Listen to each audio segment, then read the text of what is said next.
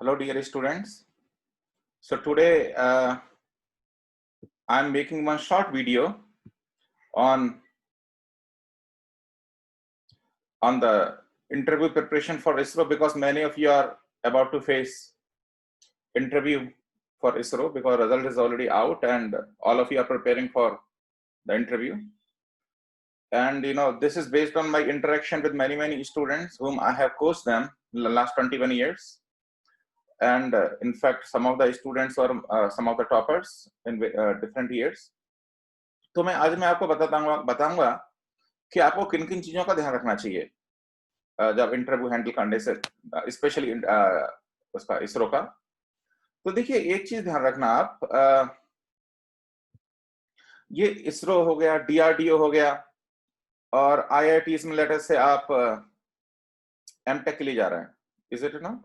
जैसे जनरली क्या होता है कि गेट का स्कोर आने के बाद आपको इंटरव्यू फेस करना पड़ता है, और इंजीनियरिंग सर्विसेज जैसे ये इंटरव्यू ऐसे होते हैं जो डिफरेंट इंटरव्यू से थोड़ा सा डिफरेंट अलग होता है एक्चुअली वो, और इंटरव्यू से थोड़ा सा डिफरेंट होता है। यहाँ पे जनरली कुछ लोग टिप्स देते हैं इंटरव्यू की कि जो भी बड़ा कॉन्फिडेंस से बोलो, चाहे सही है चाहे गलत। पर देखो, यहाँ पे इस ट्रिक को अप्लाई मत करना आप, क्योंकि यहाँ पे पढ़े लिखे लोग होते हैं। इसरो हो गया, डीआरडीओ हो गया, इनमें पढ़े लिखे लोग बैठे होते हैं इंटरव्यू में, तो यहाँ ब्लफ नहीं कर सकते आप। You will be catch immediately. other wherever you are giving an interview, let us say public sector हो गया और let us say किसी कंपनी का जॉब इंटरव्यू हो गया, वहां तो हो सकता है ट्रिक चल जाए, क्योंकि काफी प्रिडोमिनेंट है, इसलिए बता रहा हूं आपको मैं। कभी ब्लफ करने की कोशिश मत करना। अगर आपको नहीं आता तो बता दिए, sorry sir, I don't know about it. तो देखिए, इंटरव्यू पैनल जैसे बाकी चीजें होती हैं, जैसे you should be looking nicely, कुछ कोट वोट पहन के जाइए, थोड़ा अच्छा दिखना चाहिए। उसके जो आपका जो सेटअप होता है वहां पे इसरो का, वहां पे 10 से 11 लोग बैठे होते हैं और all experts. Remember that ISRO DRDO में काबिल लोग होते हैं वहां पे। ऐसा नहीं है कि वहां पे कोई ऐसा कोई इंटरव्यू लेने के लिए बैठा हुआ हो। वहां पे ब्लफ करने की कोशिश मत करना, ठीक है ना? जिसका फंडामेंटल है वो डेफिनेटली क्रैक करेगा इस इंटरव्यू को। इसलिए मैं अपने इंटरेक्शंस में बताता हूँ, या फंडा रखो। फंडा बिना फंडा के बहुत मुश्किल है। तो 10 से 11 लोग बैठे होते हैं और वहां पे एक बोर्ड भी होता है, ठीक है ना? तो जनरली प्रैक्टिकली हर कैंडिडेट के क्या बताते हैं वो, भैया जाओ वहां पे थोड़ा ड्राइव करो चीजों को। कुछ इक्वेशंस हैं, कुछ फंडामेंटल है, जैसे आयरन कार्बन डायग्राम, भैया ड्रॉ करके दिखाओ, ठीक है ना? तो वहां पे on the spot you have to draw the things, ठीक है ना?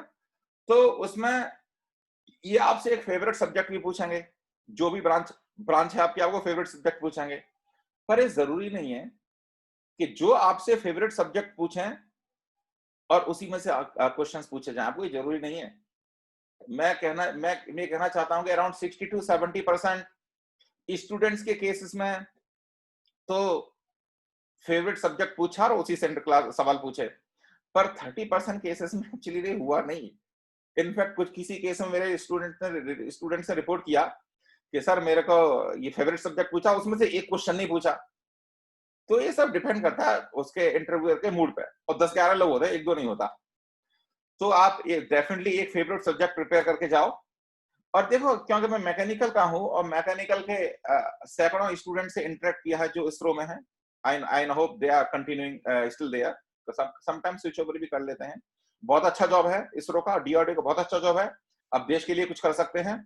पर देखो, उसमें ना मैकेनिकल के, अगर आप मैकेनिकल के स्टूडेंट हैं तो कुछ सब्जेक्ट्स को ठीक से प्रिपेयर करो। And the top subject that comes in the line is the material science. Once again आपको बताऊंगा मैं, आपको फंडा देखना है, समझना है चीजों को, रटना नहीं है। तो मटेरियल साइंस आपको ठीक से करो, स्ट्रेंथ ऑफ मटेरियल्स थॉरली करो। कुछ कुछ चीजें डिफ्लेक्शन वगैरह ना ऑन द स्पॉट आपको प्रूफ कराएंगे। जैसे फिक्स बीम है, लेट अस से, ठीक है ना, ओवरहैंगिंग है, तो उसके डिफरेंट केसेस में लेट अस से एसएफडी, बीएमडी और ऑन द स्पॉट आपको प्रूफ करा लेते हैं, वो डायग्राम प्लॉट करा लेते हैं। और थर्मोडायनेमिक्स है, ठीक है, स्पेशली थ्योरी मशीन में वाइब्रेशन है। वाइब्रेशन बहुत अच्छी तरह प्रिपेयर करके जाइए, ठीक है ना? क्योंकि जैसे कोई मिसाइल वगैरह है, जो भी है, और जैसे कोई रॉकेट है, it goes to the environmental conditions, is it not? So there is lot of turbulence experienced by the either rocket or missile during the course. तो वाइब्रेशन बहुत इंपॉर्टेंट है, ठीक है ना? And jet propulsion and rocket propulsion, इसकी चीजें, इससे difference क्या होता है? आपको देखिए ना, ये आइस इंजन का एक पार्ट होता है, जेट propulsion, रॉकेट propulsion, उसकी सारी मैकेनिक्स आपको मालूम होनी चाहिए, ठीक है ना? And then heat transfer and then fluid mechanics, इन सब्जेक्ट को थॉरोली देखना। और क्वालिटी भी अगर थोड़ा सा जनरली फॉर रेयर होता है, पर कभी-कभी मैंने देखा है स्टूडेंट से पूछा गया है कि about the qualities, what is the meaning of quality in industrial का जो पार्ट होता है। पर प्राइमरली इन चीजों में फोकस रखते हैं, हीट ट्रांसफर हो गया, फ्लूइड मैकेनिक्स हो गया, मटेरियल साइंस हो गया। मटेरियल साइंस थॉरो होना चाहिए। आयरन कार्बन डायग्राम कैसे प्लॉट होता है आपको मालूम होना चाहिए। कौन-कौन से मटेरियल्स हैं वो यूज होते हैं स्पेस टेक्नोलॉजी में, वो भी आपको मालूम होना चाहिए, ठीक है ना? अगर आपकी रिक्वेस्ट आएगी मेरे कमेंट्स में तो एक वीडियो उस पर भी बना सकता हूं मैं कि how to prepare material science for ISRO interview, let me know in the comments if you have anything, ठीक है ना? और आपको इसरो की बारे में भी पूछा जाएगा कि कौन-कौन से मेजर मिशंस थे पास्ट में और कौन-कौन से मेजर मिशंस आने वाले हैं, चंद्रयान के बारे में, ठीक है ना? और हाउ बेसिकली आईसीबीएम होती है, इंटरकॉन्टिनेंटल बैलिस्टिक मिसाइल होती है, तो इसरो का क्या कंट्रीब्यूशन है उसमें, ठीक है ना? क्यों, वो तो स्पेस में जाएगी फिर वहां से टारगेट हिट करेगी। तो देखिए आपको इन सारे एस्पेक्ट्स में आपको तैयार करना है। और अगर मटेरियल साइंस के बारे में अगर क्वेश्चंस हैं तो please right in the comments, I will make a separate video. So prepare nicely, develop फंडा, and all the best for your interview. Thank you very much.